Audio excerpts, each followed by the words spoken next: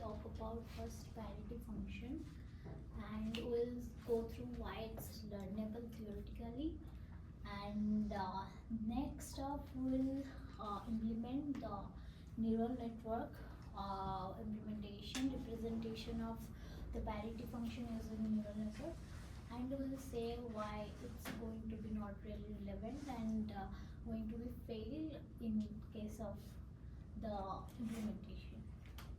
So first, let's go into what is parity.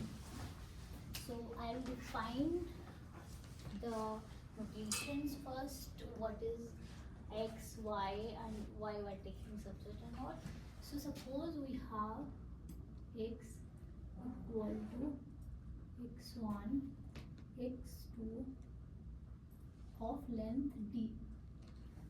This is as the input x, and we have the output as y equal to binary bit of plus and minus 1. So we are here with the input and this is the output. Then we'll talk about taking a subset from this input of size d. So suppose S is a subset of d.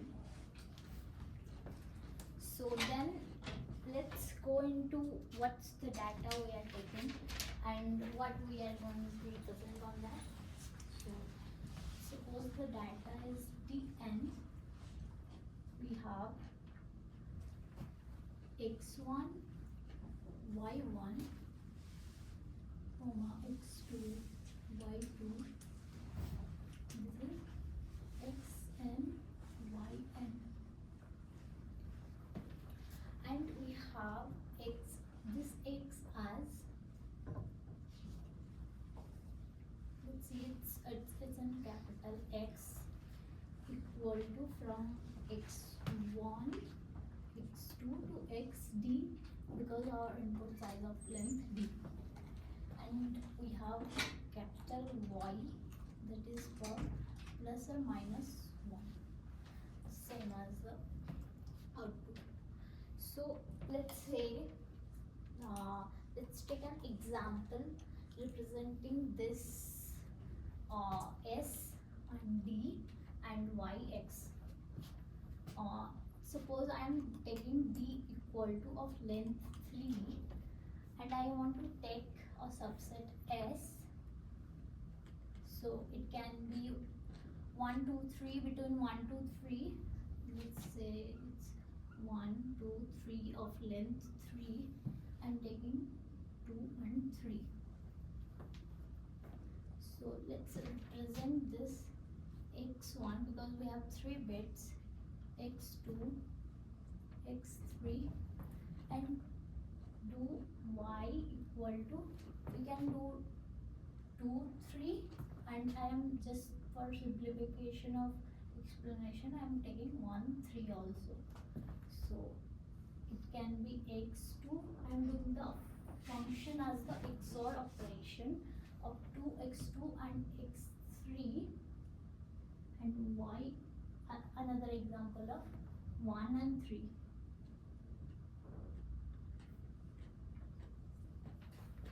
Okay, so we have input of my plus 1 minus 1. So let's just do all the combination.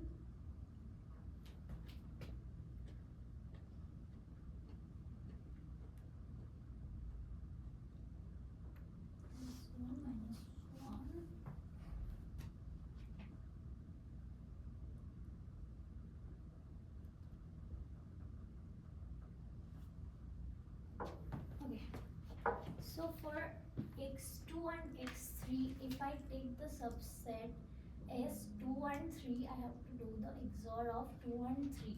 So for the XOR, if the signs are same, it is going to be plus 1. For plus 1 minus 1, it will be minus 1, minus 1. If the signs are here also, it is same. So it is going to be plus 1. So this is also plus 1, minus 1, if I do going to do for the s equal to 1 3, another subset 1 3 is will be plus 1 minus 1 plus 1 minus 1 minus 1 plus 1. I hope everyone understand why the output is going to be this format. So if we take a look at this y and another subset y, we are seeing that this is plus 1, this is plus 1 because we have the same input bit, minus minus minus. And if we're going to look at this particular column, if I change plus 1 to minus 1, then the output bit is also changing. This one. If I change plus 1, in x2 it is plus 1, x3 it is minus 1, the output is minus 1. But if I change this plus 1 to minus 1, even if a single bit changes, the output is also changing to plus 1. So from here we can see that it is really dependent on the subset we are taking. So if we change the subset also, the output is also changing with respect to this y plus 1 minus 1. So what will be our learning objective? So let's define our learning task is that for this problem we know what is x, what is y, but we don't know what is this s. So we have to find what is the subset so that we will giving this y result. So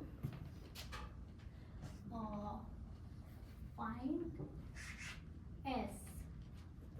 We know I'll define the input to this learning task as, so this x will be the input from here, and I am defining a parity function psx, that is the output y, but I am defining psx as the output.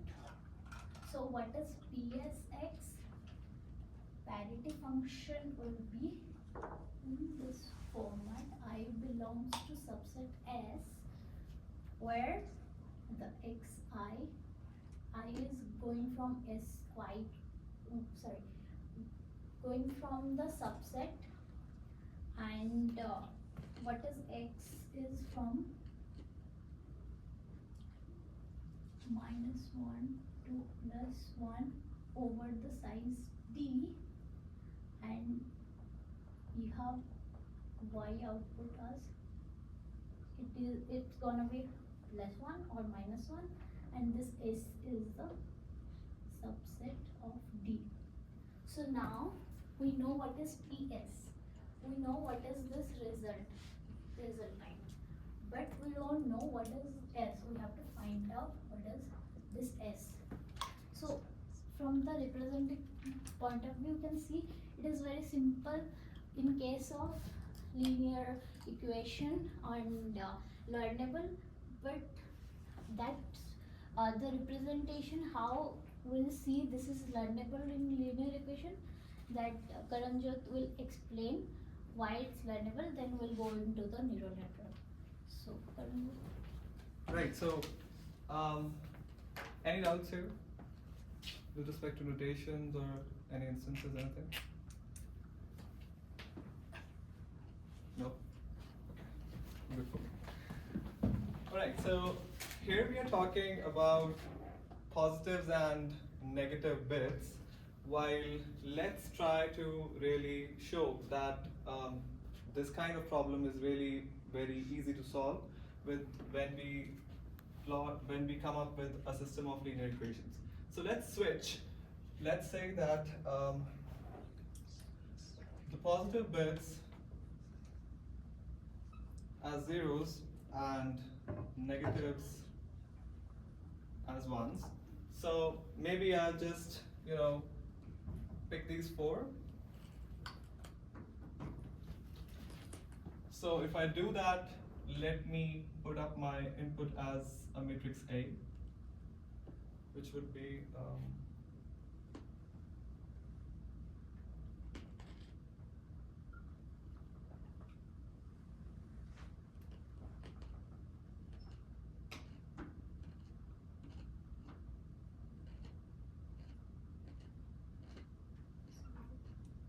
One, 0, 1,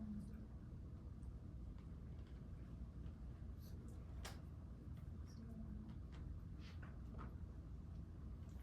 So this is just, I picked up these four cases, and positives are coming up as zeros and negatives are coming up as one. We'll do the same with respect to y. So we have a b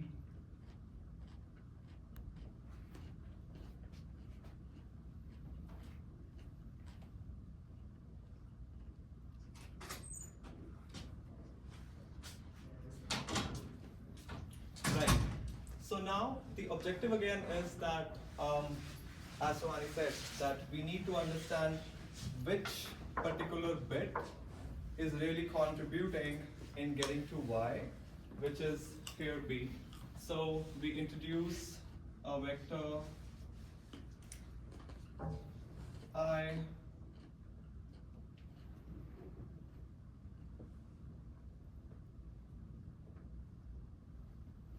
such that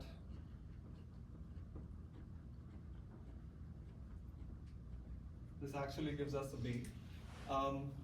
Simply putting it up, we will get exactly four equations.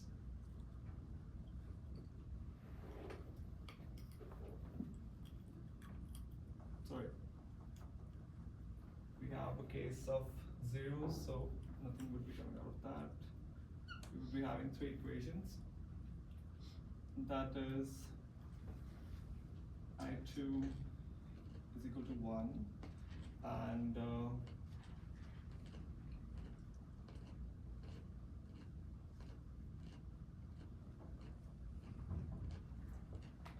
I3 equal to 1. We also have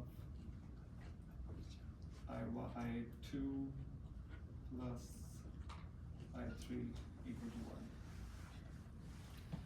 So this, in a way, again tells us that bit 2 and 3 are actually contributing to getting to the outputs, and which is again evident from here, because in this case both are positives, and as it's a XOR function, you would be getting a negated output. So I think that last one should be I2 plus I3 is 0. sorry, yeah, negated output, yeah. So this example tells us that although parity problem is again representably very easy, it is also easily solvable with a set of linear equations. Next, we would be talking about notations. Wait, Yeah. why is this clear? Sorry. Is it clear for everyone that this linear equation comes up? Like, do you guys follow? Maybe ask questions if you don't understand. I do understand, but Why is 1 plus 1 equal to 0? Why is 1 plus 1 equal to 0? yeah, let's start the simplest things. Yeah. Okay. So as it's a XOR function, so if both the inputs are same, it would be getting a negated output, and I mean these are coming right out of them. But like when you talk about this matrix multiplication and plus, that's a different operation than plus, right? So like it just seems like if you just multiply this matrix and this vector, you need not get an answer that's zeros and ones. It could be 3 or 4 or 5. It could be any number, right? But actually we are, sorry, please come again. So if I just take a matrix like that and multiply it with a vector like that, Yeah. zeros and ones, Yeah. that doesn't mean the answer is going to be have zeros and ones, right? Okay. It could have 2s and 3s and 4s. So you were saying that I2, I3 could be 2s and 3s and 4s, anything? I mean, so far, you have not, here we're doing some sort of binary thing, whereas there we're just talking about numbers, right? Okay. So here in this case, y is actually a XOR of what is the bit second and what is bit third, and we Well, have maybe, actually maybe let's start with what is a bit? what is the bit? Yeah, usually we understand bits as zeros and ones, and here you're talking about plus and minus one. So that's kind of weird. Okay.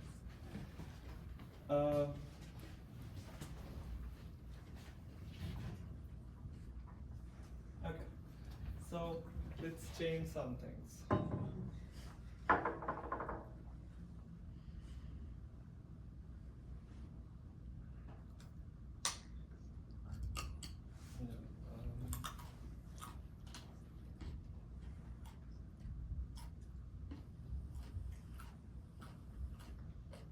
So in this particular case, x1 is actually represented in this format, and here, as d is set to be 3, that means number 1, we established that there are 3 bits in a single sample of x. Then each bit is defined as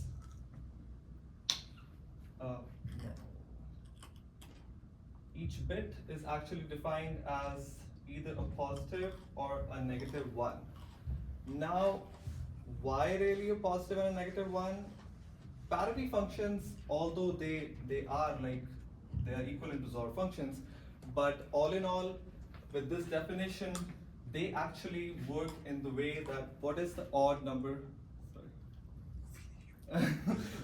so this actually represents What that is the odd number? what is the number of negatives in this particular sample xi.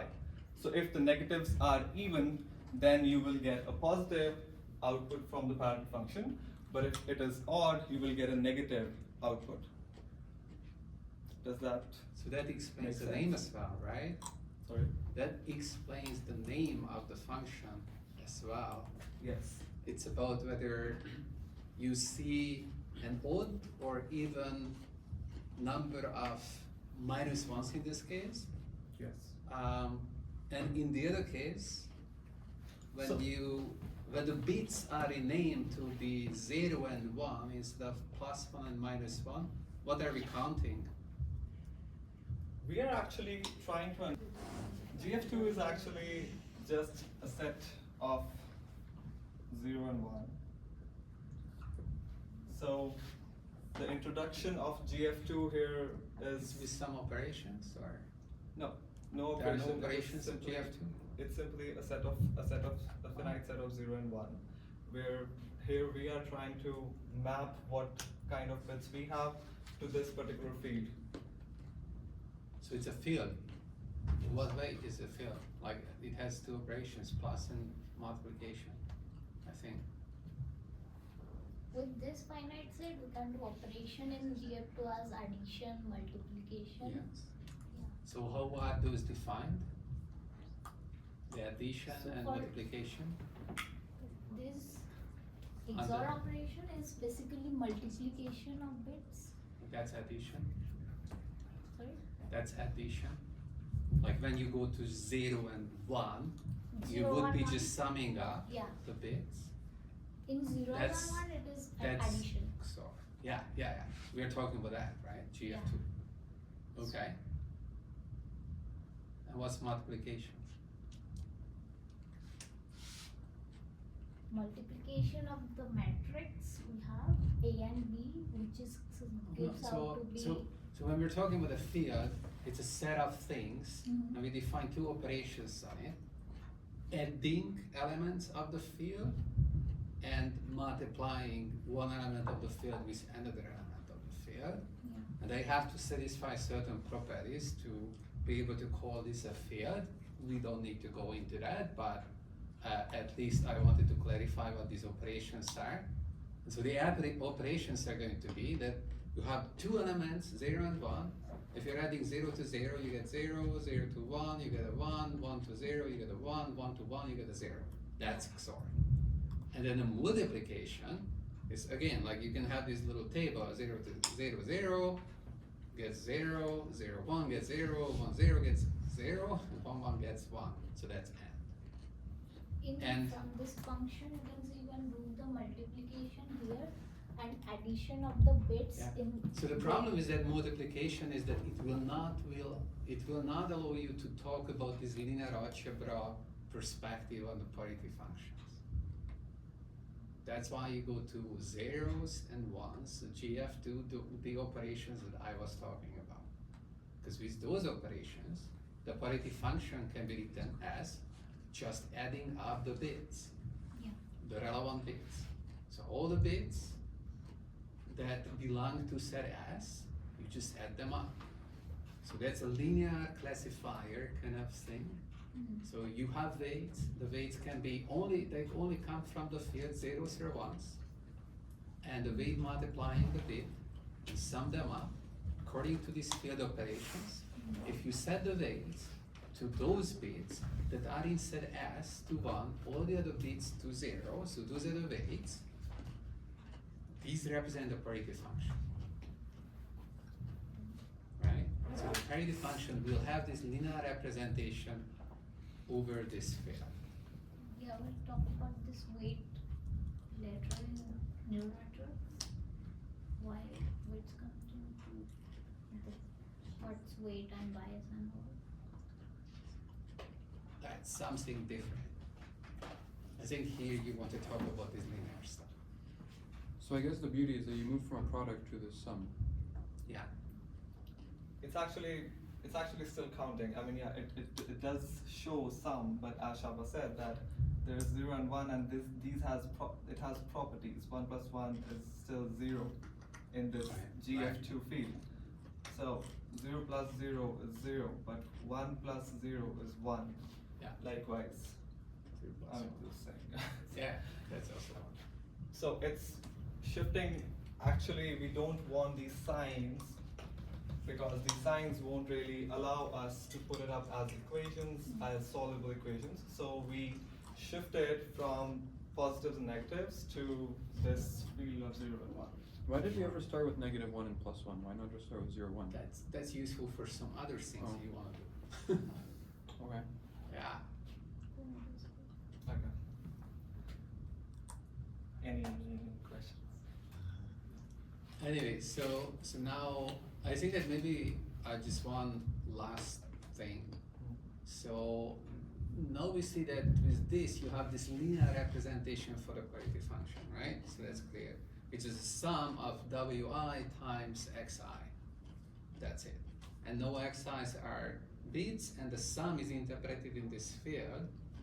And now fields have this beautiful property that if you really do have a field, then you can write this linear algebra over the field, and everything that you learn in linear algebra kind of works over arbitrary fields. So Gaussian elimination will work. And so it happens that the data that you collect is a set of linear equations, right? You can write those equations, and then you just solve it, like invert the matrix over the field. However, you don't have to invert the matrix to get a solution. Yeah. And so that's why you can have an efficient algorithm that solves the parity problem given the data that you have for it. If the data, like uniquely identifies the parity function, then as soon as you have that much data points, you're done. And it's efficient. So there is no problem of decoding from the data what the function could have been. And then of course you can go back to the ±1 domain if you want to, and okay. Like it's the same set, like same function. Okay, sorry for a little interruption. So let's push forward. Yeah. So just to clarify, you're saying that for some input size, we need like some specific constant of equations to get the answer out of it? It's like linear algebra, right? So if you have enough linear independent vectors, then you can recover the weight vector. Yeah, that's what it is. So that's the question, like what's that number? It's a d-dimensional vector field, so linear algebra tells us that d linearly independent vectors are going to be enough. And so there will be this question of like, okay, if you randomly generate the data, like the bits are uniformly and randomly generated, as usually people assume that that's what happens. How many of those data points do you need? And the answer to that is that, well, a little bit more than d. Is d plus log d is then if you have seen that many data points, then this high probability among those data points you will find d linearly independent ones. So the whole procedure is sample efficient, computationally efficient. This is an easy learning problem. It's actually a linear learning problem. Right. So, does everyone see how we're able to solve the priority problem like this? Like what indices are actually being used to in the actual P of S for a given S, right? Okay. Next, we'll introduce some notations to actually move on to the neural network aspect of this thing. So. Okay, so before going into the learning perspective, I'll say some notations. Like we have already defined parity function as this one. So let's say about what's our expectation. So expectation, we defined it as a E x into plus or minus 1 over size d. So what we expect from the neural network should be close to what we expect from this parity function. So that is what defined in the expectation Ex, and we have for the noise we use the Gaussian distribution. So for Gaussian distribution we have used the mean and variance of identity matrix. It is of D cross D matrix, as this is a 2D dimensional vector input. And for network, for the neural network, what we define for the formula is that n theta x is represented as the neural network. So what is this theta? So theta will be the parameter of some coefficient, u, weight and bias.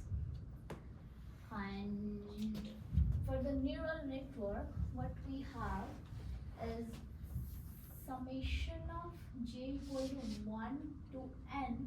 This is the size of uj with some weight wj transpose of x plus some bias. This is what we have. Oh, wait, you're leaving out something important.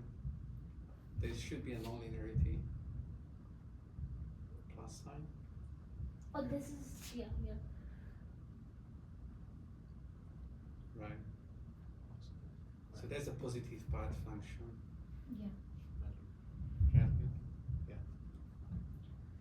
So, What is as U? you Just are remember. defined here, suppose we have x1 to xd. Okay, this is our input. If we take some neurons here and just connect it over. So this, for the neuron, we have this much of output. It's about W1 transpose X1 plus some bias B1 X1. for the input. X1 sorry. is just okay. Then this is our neuron, and what will be the output? This is our output. So for every neurons we have U summation with W1P transpose X plus B1. Sorry, this is the U for this neuron. You From don't this have the one. positive part. Sorry. Positive part. Yeah. Sorry, I just forgot that Is one. it a number that you? Yeah. Okay. You Just a can weight. say it as a coefficient. So for every U, we are just doing it as a UG. Is the summation up to n or up to d? It is up to. What is that? N is the size of the data set. Yeah, it is up to D. What? Yeah. Which summation? This. The output of the neural network. N is the width of the, Uh, it's a conflict. how with- many hidden neurons you Oh. have? That's That's for the neuron. that's n. But is that the same as the number of data points? No. No. It's just some other number. Don't get Even confused about N that. is for this neuron. We just use Yeah. the same end before. We just happen to use the same n, but Okay. And it's not meant to be the same. Mm. is the Gaussian distribution. How do you sample the initialization? We'll add noise. We'll talk about that later. Yeah. How the noises are coming from this Gaussian distribution. So this is the network representation that going to be help with the skew learning. What Karanjit is going to say about.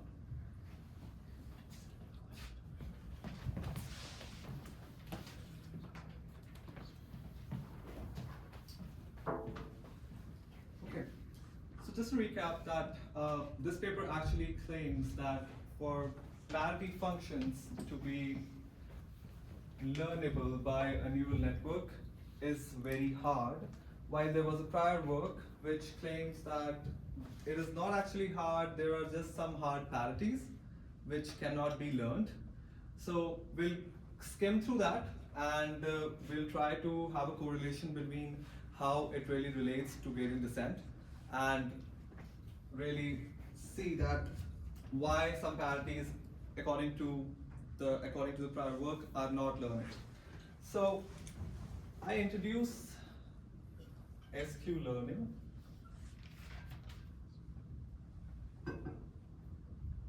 Where SQ stands for statistical query. So in this framework, there is an SQ oracle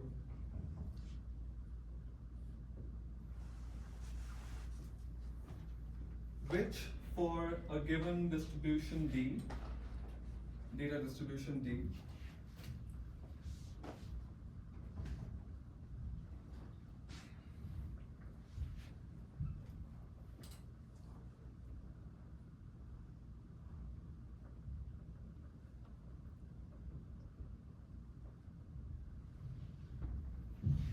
provides a response with a function phi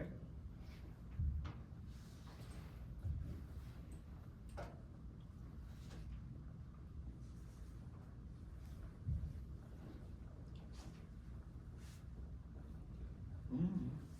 I think it can be real. Oh, It minus can one be plus real. one. It can Yeah, be real. okay. So, yeah.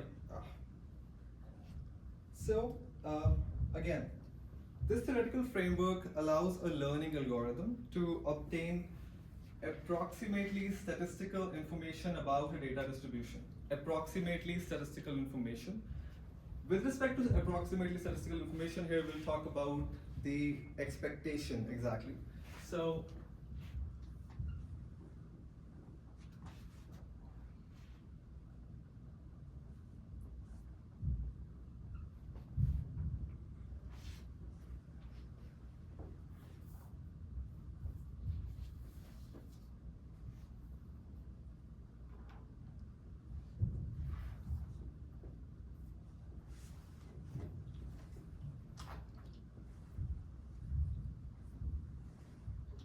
this is some noise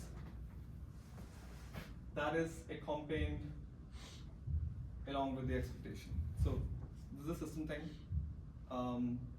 There is a tendency of receiving some noise tau, which we can call tolerance parameter.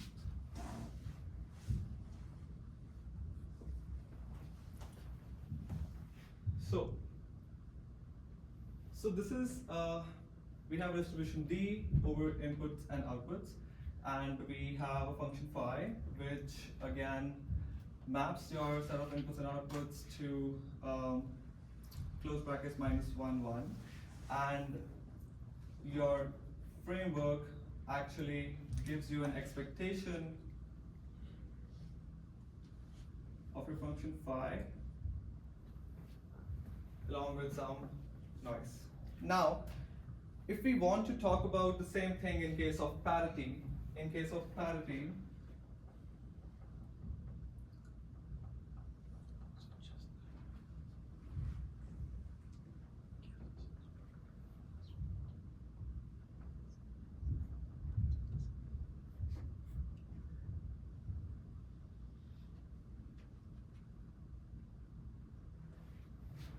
we have talked about this earlier. This is your x.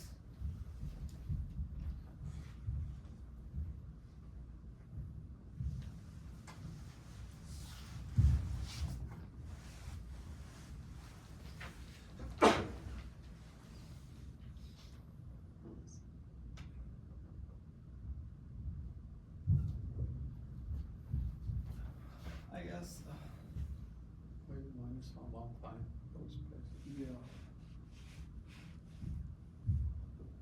Let's stick to real for both. So the phi now actually works for your set of x and y, while your set of x is again coming out of this form with length, not actually length, number of bits d. So how is expectation really being calculated? So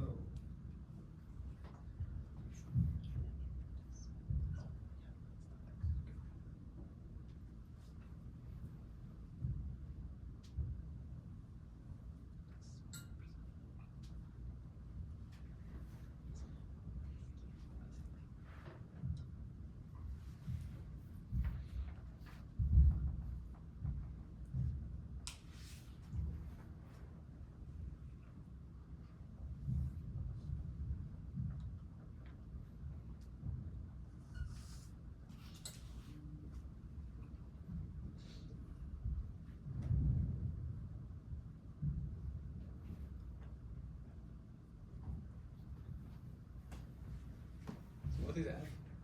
sorry. What is F? Yeah, so sorry. So f over here we shouldn't introduce. Well, just say these words, it's fine. I mean, let's stick to parity function only. It's a parity function. Yeah, it is parity It function. is one of the parity functions, So- it's fine. F of x here is a parity function only. So is that the parity function you're trying to learn? Yeah. Yes.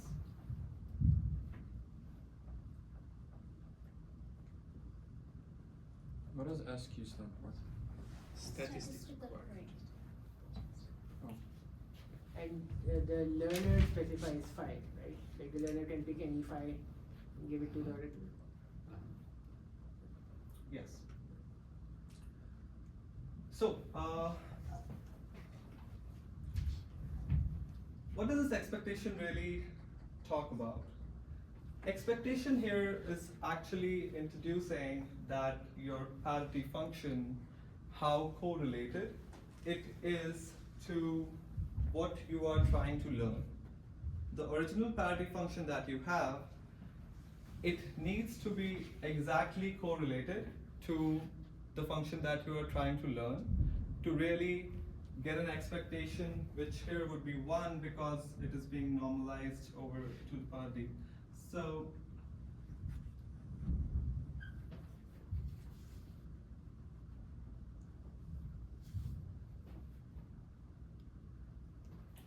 this only satisfies when the parity function that you're trying to learn exactly maps.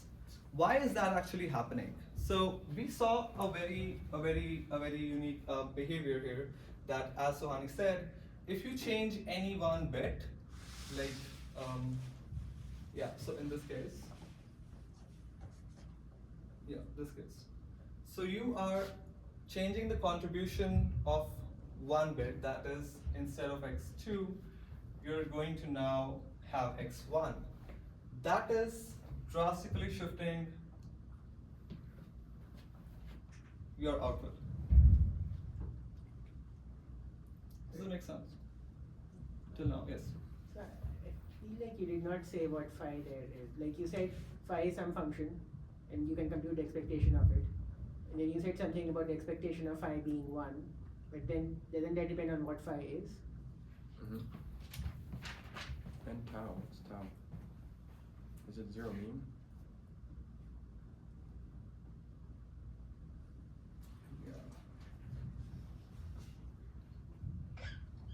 So phi actually could be any arbitrary function. But then the expectation could be any arbitrary number. Right? The expectation can't actually be an arbitrary number because If I take phi to be that function which is 0 all the time, then its expectation is also going to be 0, right? All the time. So I mean like phi is just any function, right? So how can you say anything about the expectation of phi if you don't know what phi is? Or is that a property of phi? Maybe it's given? no. So there is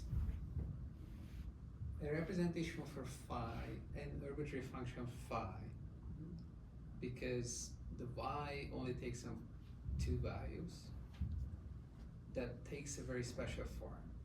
It's of the form of ax plus bx times y, where a and b are arbitrary functions. Somehow you can just like get this for any phi that you chose.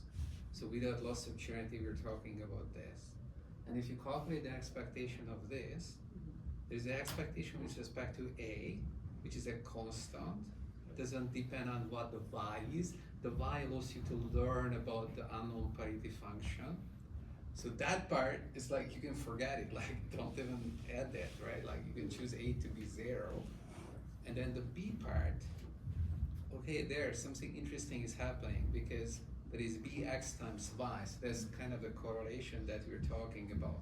That the y is coming from the parity function. We're talking about the correlation between bx and the parity function. And so basically you're learning about correlation of the function that you chose and the parity function. And what's the property of these parity functions? Okay, this is over uniform distribution, is that all these parity functions are orthogonal to each other. And they actually form an orthogonal basis for the space. So what this means is that when you're choosing B, you're essentially choosing of like which parity functions you're betting on. So B has a representation in terms of all the parity functions. You just set the coefficients, it has this linear representation, and that's a bet. And the response is going to be like, okay, what was the coefficient that you picked for the specific parity function that you're trying to learn about? And unless you pick that coefficient to be large, you get some small value or 0, or like that value. Then that's the value that you're gonna get.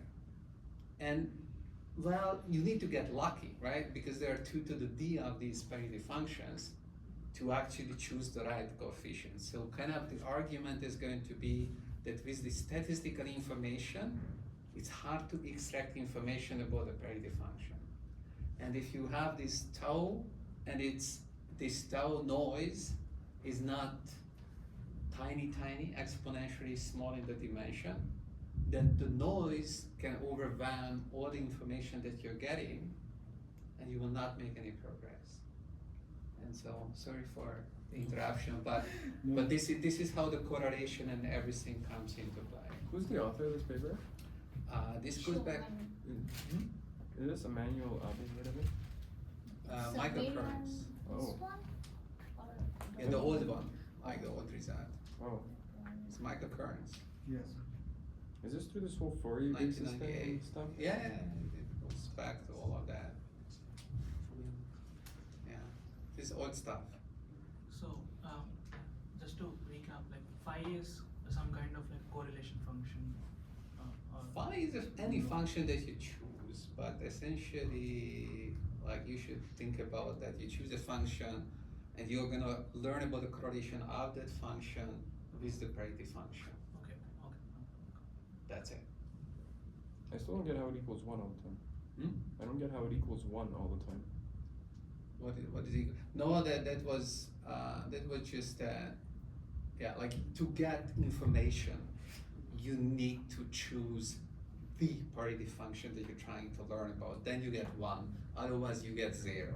Oh, So there's like out of the 2 to the d possible functions, only one gives you 1, the others give you 0.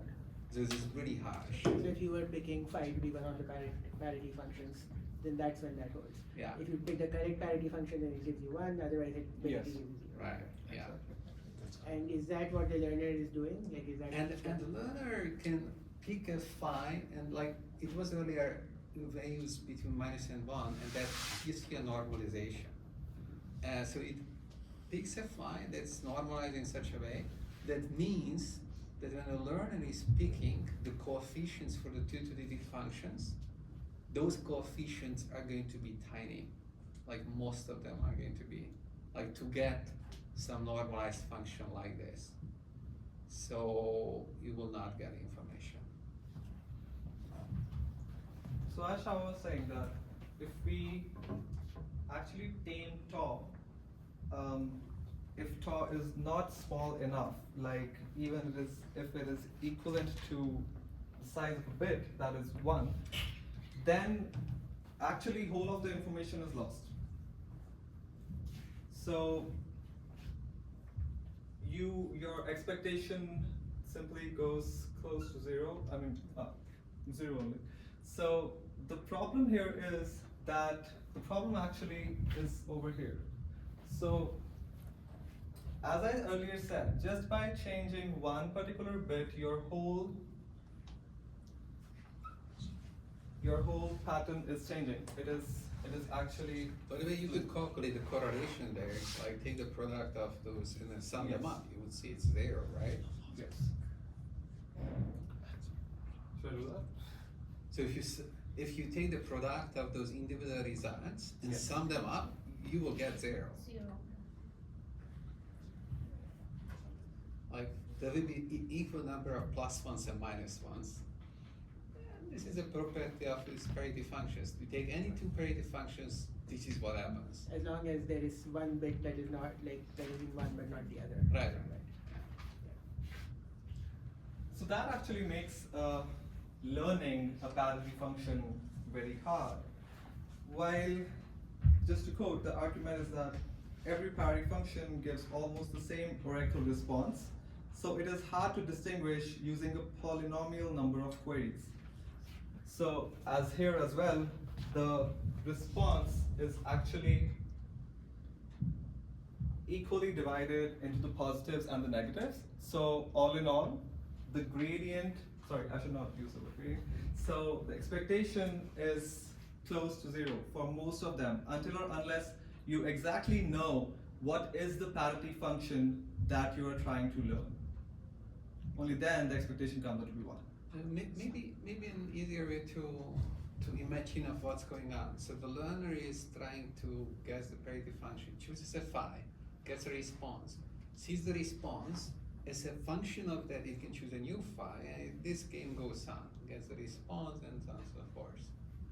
If I'm the adversary and I'm giving this information to the learner, I can delay learning for a long time. Because the learner is betting on something, and I give it some information. I have so many other functions to choose from after I gave the learner this information that I never run out of functions until the learner starts to issue exponentially many queries. So this is the adversarial construction that says that for any learner that uses statistical queries and the responses are not arbitrarily precise, so kind of there's a little noise. The learner is going to need exponentially many queries to learn which particular parity function I was thinking about, I was hiding. So this means that the whole class of learning parity functions is not learnable or like just exponential time learnable with statistical queries.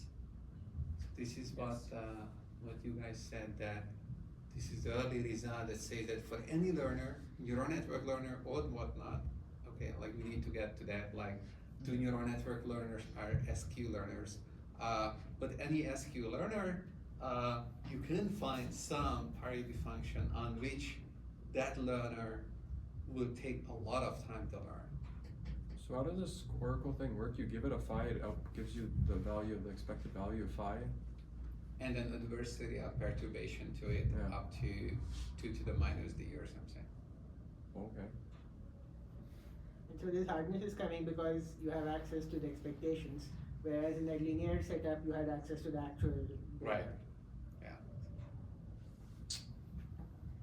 Is there a relationship to the normal supervised learning setting?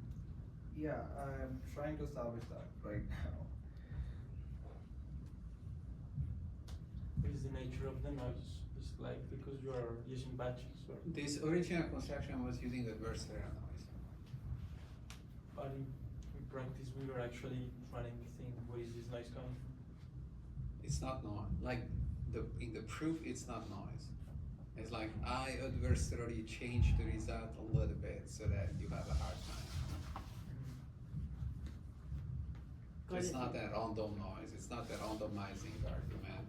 I think maybe you can modify it with a randomizing argument that will act by and large the same because you have concentration of measure. And here the noise needs to be exponentially small, so if you have this polynomial concentration, that won't be enough Right. to get it off. Okay. So this seems to be familiar. While here, So wait, what is L there? You didn't say what L sorry, is. so L is actually L theta. loss while learning n theta. While n theta is your neural network.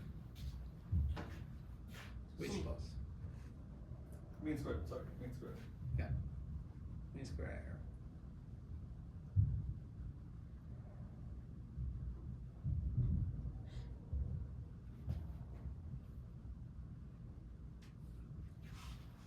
So a loss is actually a mean square error loss. So we have just jumped into what would really happen if we are again trying to learn f of x for some parameters theta given a neural network taking input x, and while here the gradient of the loss is again the expectation across distribution d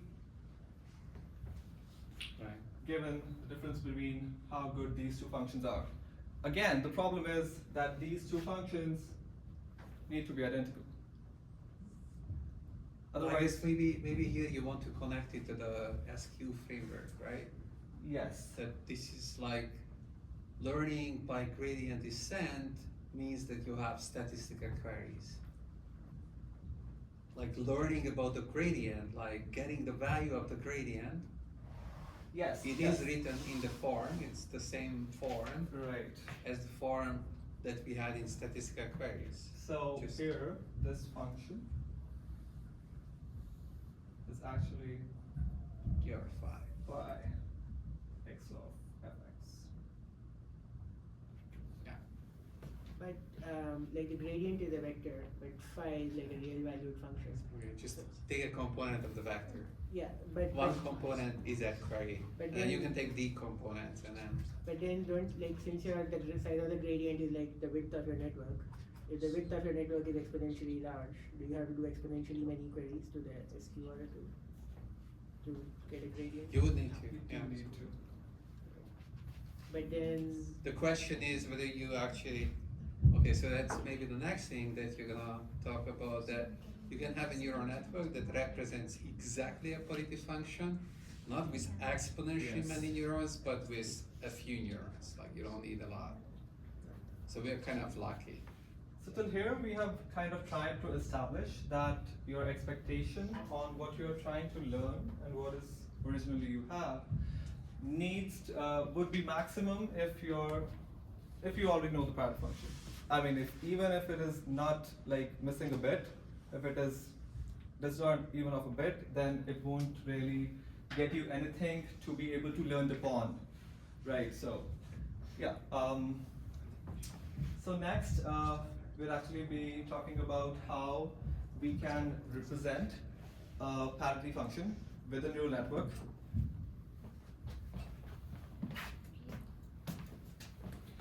I'm just rubbing this off. So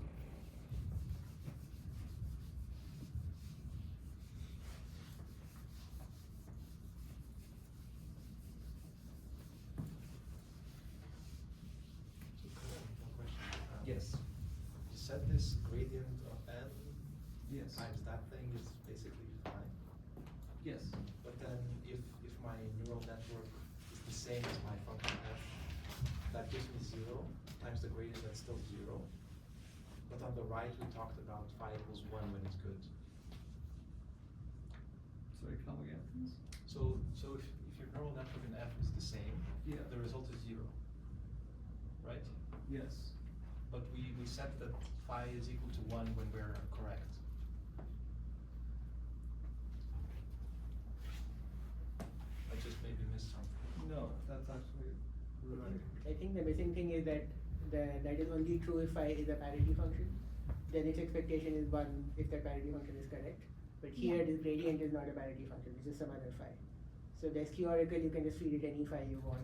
And if it happens to be a parity function, then it will give you 1 only if it's the right parity function. So it's kind of the same idea as the parity, but not the parity. It's just some function, it's just a gradient. It just depends on what the neural network is. Going back to what I said, the phi takes the form always of ax plus bx times y, Okay. without loss of trinity. This expectation is one that takes away the a part. So it's just about the b. And so here, with this gradient, you definitely have the a part that doesn't depend on y. Y is the fx. So here you have the gradient of the neural network times the neural network. That's the a function. So of course it has nothing to do with, like they're just independent of what function you're learning about. Okay. You might as well not want to learn about it. They will give you some value. It doesn't give you one, but the whole thing has nothing to do with one. Okay. It can be negative, positive, So like just different things. it's a different thing. Like that one was just like part of the explanation of like, okay, at one point, if you already decided that my queries take this very special form of I'm asking about is this the parity function? Is this the parity function? Then you will get 1 for the right parity function, otherwise you will get 0. Maybe I missed one thing. So like there's ax plus bx times y. Like couldn't a function be like some crazy nonlinear function? That is no. Yeah, it is just this, like, once you write the equations it needs to satisfy, it will be clear that you can always choose this. Because y just takes 2 values, that's all. Right. So for every x, there is some So, coefficient like, in so y. there is phi x plus 1 and there is phi x minus 1. Right. And the phi And, x. and this, the phi x plus 1 and minus 1 can be some arbitrary crazy things. But if you want to represent them as two functions ax and bx, such that phi x y at every x and y is equal to ax plus bx times y, you can have it. You just solve the linear equations. Okay. It's like a polar decomposition for a phi. Right. Okay. So connecting to that, as he has taken the laws for the representation, I'll go back into the picture and I'll say about what's this correlation between the parity function and the network. So let me just define what's the correlation vector. So suppose we have some gx. This is not relevant to that parity, but I'm just defining what is correlation. So this is gx is some Boolean function over +1 -1 size t, and we have the subset S. So the gx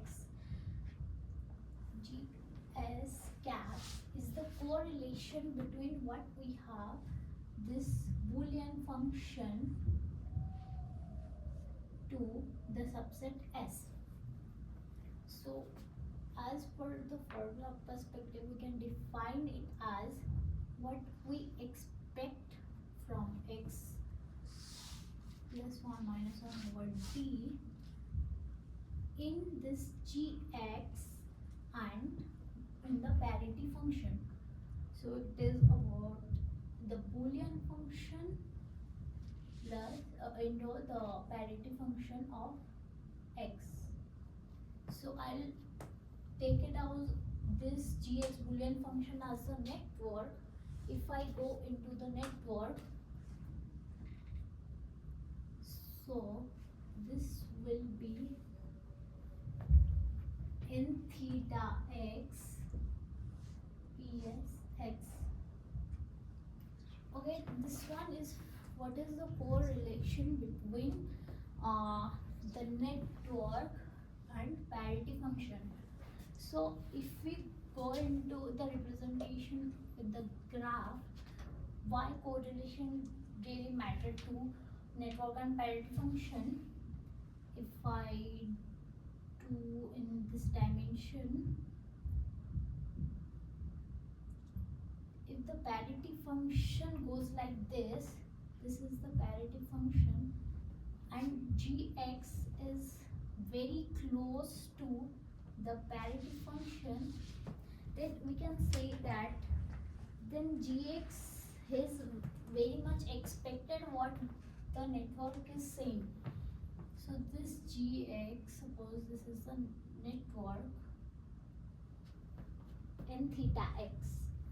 So if the network is very much closer to what parity function expects, then we can say the expectation is 1 or close to that region 1.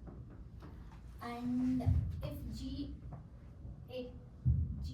gap number is very large, like some exponential number, then we can say that the expectation over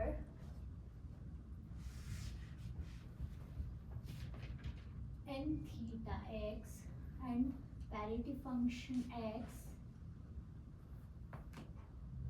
meets or is close to 1. So as he already represented it at a loss perspective, I will tell that if gs is large, then we can say the expectation meets. What about the loss? If the loss is opposite of what gs is telling, the correlation is telling, then the expectation is close to that. So we can represent fs theta as the loss equal to minus of gs, because our goal is to minimize the loss. So if we go into correlation, if the number is very large, we can say his loss is very low. We have to minimize that loss. So in loss, then we can just equating that function, that gs value into this fs as loss, then it will be minus of expectation x, sorry, x belong plus minus 1 over t n theta x ps x. We have the n theta here, we have the ps here. Okay, so now we'll talk about the theorem, what it says, why it is representatively possible. So I'll write it down.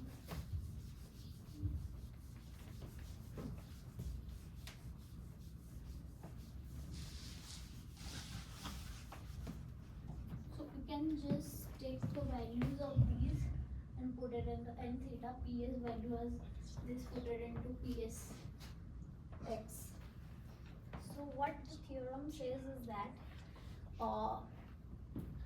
we have for any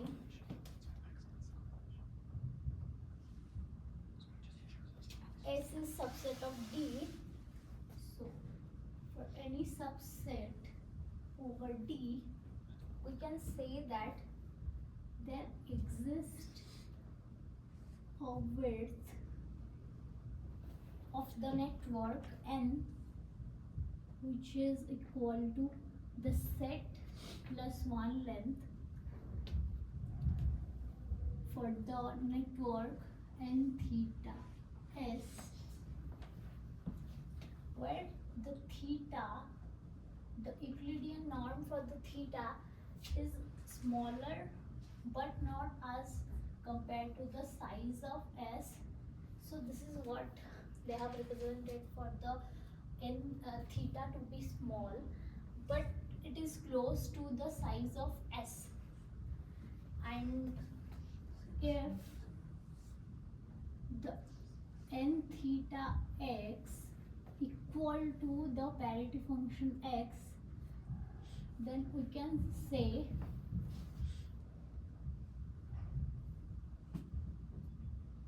the loss fs theta equal to -1. Why is that?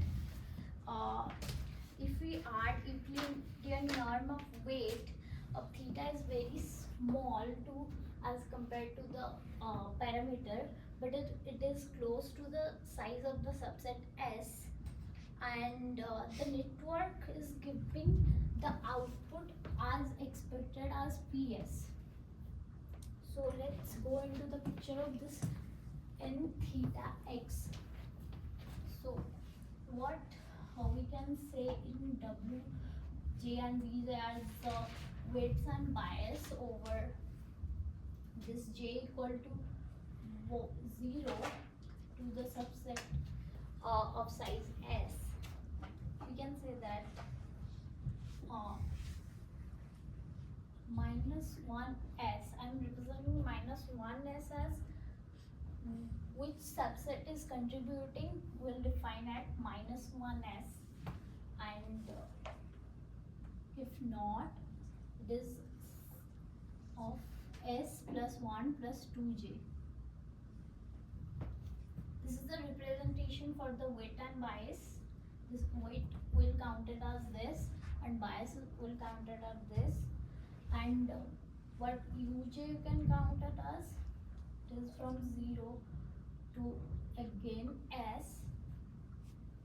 So in the network, if this j equal to 0, then it will be 1. If it is not equal to 0 or greater than 0, otherwise it will be 4j minus 1,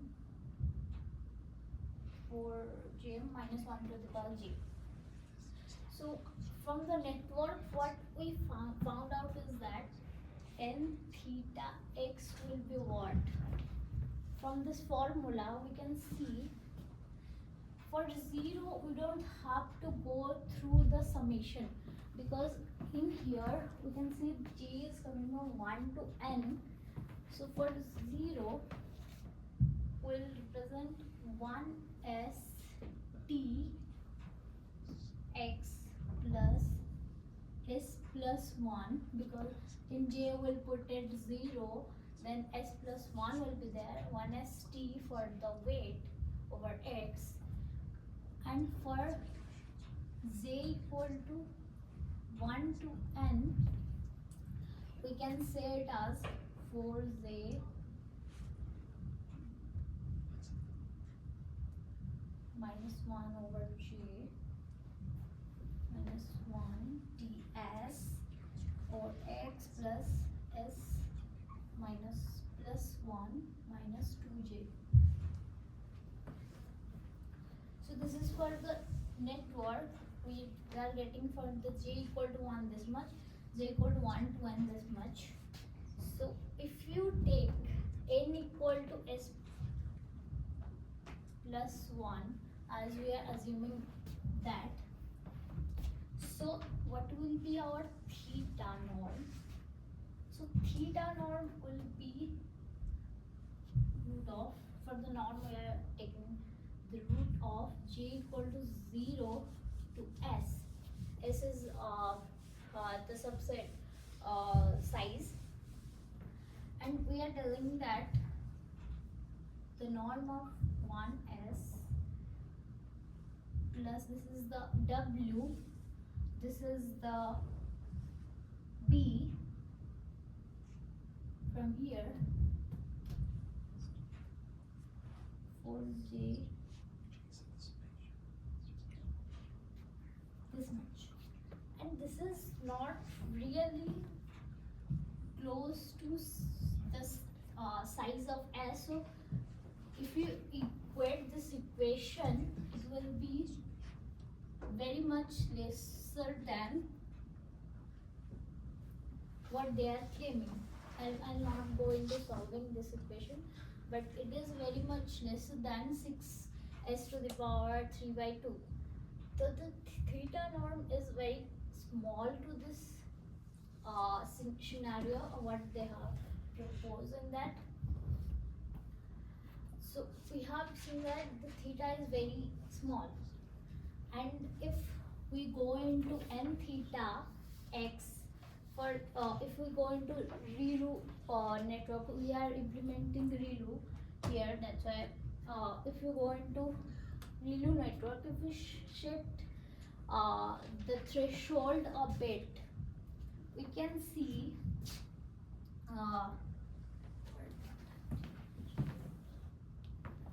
that 1st x, if you assume 1xt equal to s, that means 1st x equal to s size means the vector with 1 entries in all coordinate of s, means every coordinate for the input will be 1 only. If we assume that, then we can say ps of x equal to 1, because every input is 1. So from the table itself you can see, if you sum up into that, the parity function will be also 1. And in case of for every plus 1, you can see xi equal to this much. What is the size? The size of s will be, because we don't have anything negative here, so if we sum up all the ones, it will be only size of s. So for the network x, you can see we have minus of s plus 1 for the size with what we have defined, n equal to s plus 1. So it comes out to be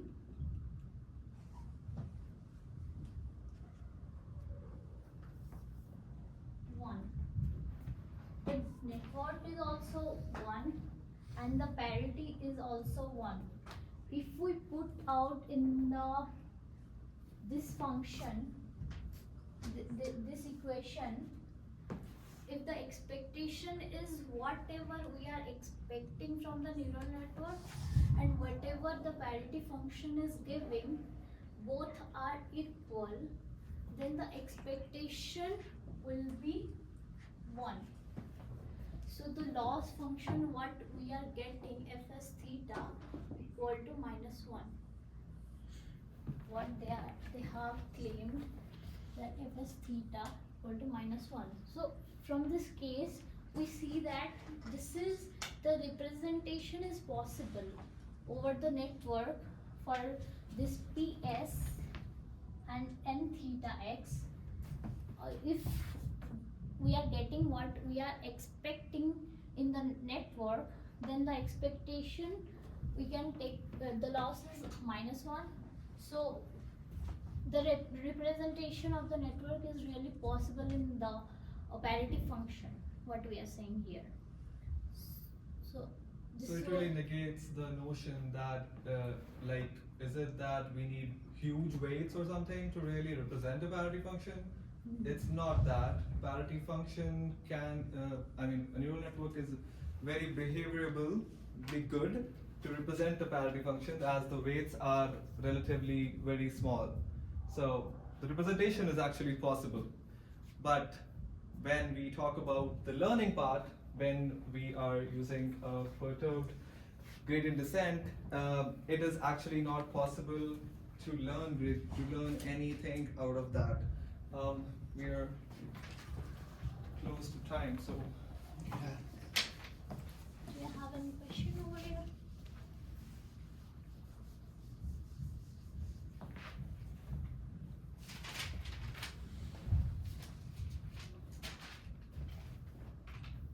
so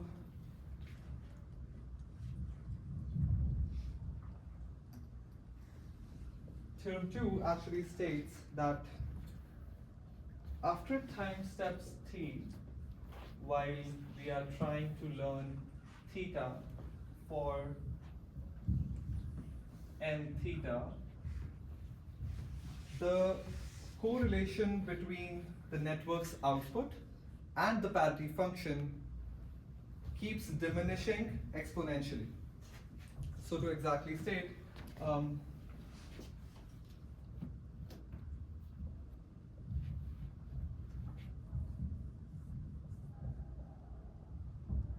at time step t and your parity function x,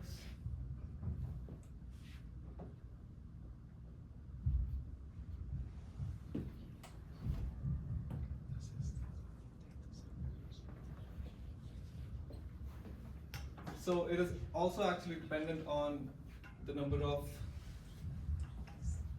the size of the bits that you are taking into consideration to actually calculate your parity function. So the correlation between your neural network and the actual parity function keeps going down as S actually increases. And as we earlier also talked, that because you don't really are able to get any gradient, learnable gradient out of computing your loss for the neural network, so it is like drifting apart. So it's not learning anything, you are not getting anything useful out of the gradient, there's nothing really to learn, and your correlation keeps going down with time. Can you explain that last bit, the correlation going down with time? Like where is it showing up? Okay, so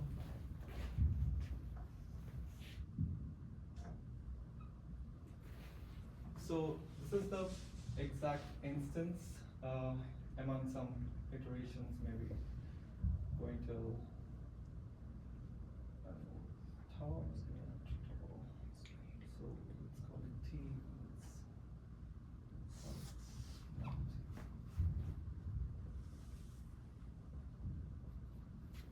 So at this particular instance of the iterations of learning of gradient descent, your neural network function correlation with your actual parity function is defined as this, dependent on the number of bits that are in your subset. Like, but that doesn't have any dependence on t, right? It does actually.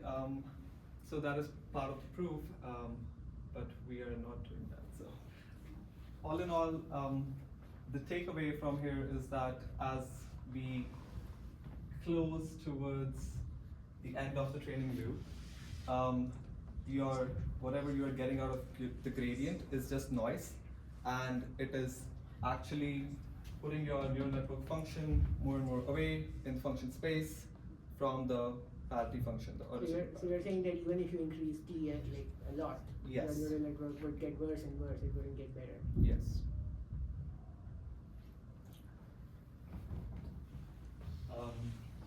Yes. What's in the denominator? 18. It's 18. actually, yeah, it's a constant. You can actually it's okay. Constant.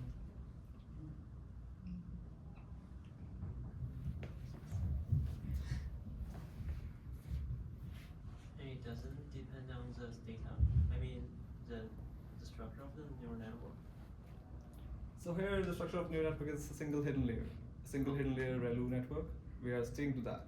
I mean, So the argument is really that you're able to represent with the same architecture, but you are not able to learn. Because really the parity function is very volatile. Even changing one bit across bits D would put your function out of space, completely disaligned to what you're trying to learn, what the actual parity function. So in contrast, the earlier result, this very early result from 1998, allows you to argue that any gradient learner with a neural network, even if it's sufficient to represent a parity function and whatnot, will not be able to learn some parity function. This guy says, well, okay, we can't get that generative for arbitrary neural networks, but if you fix the architecture to this, we're very carefully studying what this architecture does and how the gradients look like here, you can make this conclusion that on any fixed parity, this neural network will have a hard time, even though it can represent it. Yeah, so that's the difference. Like the earlier results were more general in one way because they are not tied to two-layer ReLU networks in any ways. But they are weaker because they can only tell you that there will be some parity function on which those algorithms fail. And they're weaker in some other way too. This noise is maybe adversarial.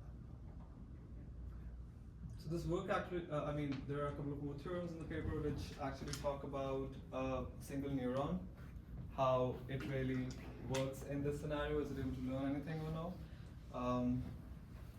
That is still an open question. So what can a single neuron do? Like it cannot learn the parity function, right? Yeah. But so what do we expect a single neuron to do?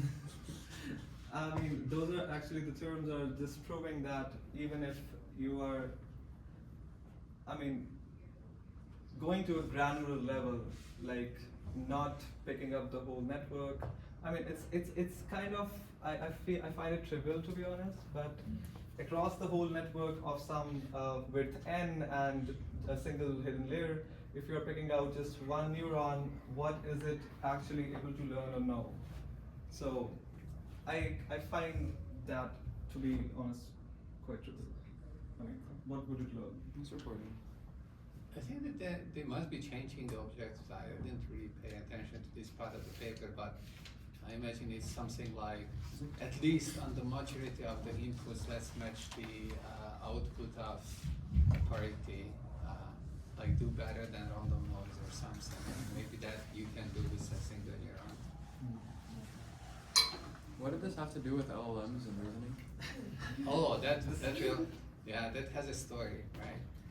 So the original paper was not this, but an even more complicated paper that's showing, well, we see the background, neural networks have a hard time, even transformers, whatnot, will have a hard time on learning some parity functions. This paper shows that even fixed parity function with this specific, okay, fine.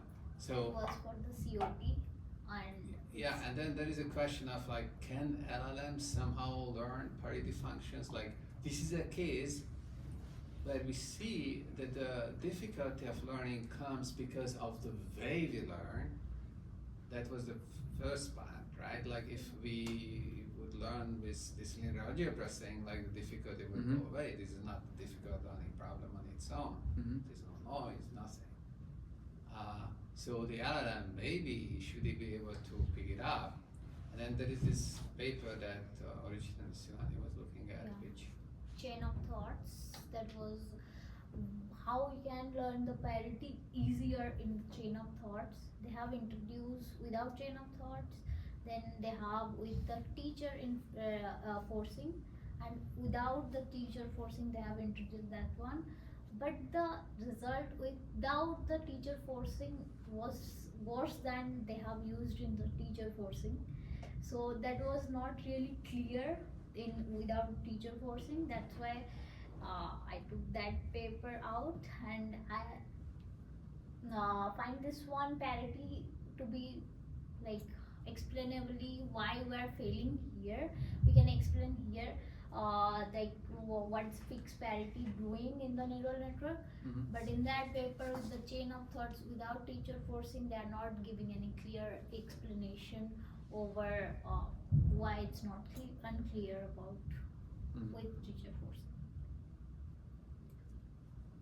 I would also like. So what is the chain of thought here? Chain of thought is How would that work? with the parity Yeah. parity, if we have some bits, suppose x1, x2, x3, x4 for the small data I am taking. So if you do with the small segment of the data, it will be easy to learn because this x1, x2 we can take it as a1 and this a2, and we are segmenting the data, and then from a1 a2 we can get the result y. So it's kind of easy with the COT because we are not taking the whole data at the same time. We are dividing it with the x1 x2 we are getting a1, x3 x4 we are getting a2, then we are getting the full output. So it is easier with the chain of thoughts. Maybe some background on this, that if the number of relevant bits is only 2, Yeah. even neural network can learn that. So now if you decompose a predictive function into like those subproblems and you show the data for that and just like put together things and then so here they kind of also argue that a transformer will be able to do that with just richer data, that you're giving this type of data to it, that the intermediate results of the calculations would also be included. So that's kind of the chain of thought thing, and it's using the attention to actually calculate everything, and like some simplifications in that paper to the degree that the transformer is hardly recognizable anymore, but like there is something like that. So there's still some like summing up, some sigmoid, some attention, but there are some simplifications that the simplification was that they are only learning the attention weights, right? Yeah. So that's the only thing that's learned with gradient descent, and every other thing is hard set. And if you do that, then they show that with gradient descent you can indeed learn predictive functions with chain of thought provably. So in a way, it's kind of curious, interesting, and it goes with the vibe that if you change the data, then you might make an impossibly hard to learn problem. Like in this case, it's only hard for neural networks, not so hard to learn. And by change the data, you mean provide answers to all the sub-problems. Yeah, like decompose the problem into sub-problems and provide answers to those sub-problems. And allow And the if the transformer. sub-problems themselves are learnable, then the whole thing is going to be. But allow the transformer to output multiple autoregressive steps until the answer? Yeah, yeah. And the teacher, like this is where the teacher forcing comes in, is that the simplest result just says that, well, you just do teacher forcing. Which means that like supervised learning of like, like from x1, x2 learn a1, from x3, x4 learn a2. And so the transformer needs to figure out which bits to pay attention to, because it's given the data in the form of x1, x2, x3, x4, a1, a2, y, and it knows that it has to predict the a1 based on the previous bits, and then it has to predict the a2 based on the previous bits. It has to figure out what weights to use. They use positional encoding, so that's a big cheat. So they basically need to just pick which positions to pay attention, and for every new position they can use a different set of weights. So it's like it really massaged to something that makes the analysis possible, but still it's like supervised learning. It does it. And you need linear chain of thought steps in the input size. It's logarithmic or whatnot. Or I don't like what's the size of the input in your mind. Like D, if you have D bits that you're learning about, then this tree will have, okay, D, it will have D bits. Okay, so that's That's right. also about like there is no fixed parity. This is a fixed parity of subset, but that was for the whole length. For the teacher enforcing, they can know like what is A1 or A2, but without teacher enforcing, they are just predicting which path to be correct. Suppose if you go into this path, they're just predicting. So the prediction cannot be as close to you have already known that. So that's what they have proposed in that paper. Alright, anyways, presentation.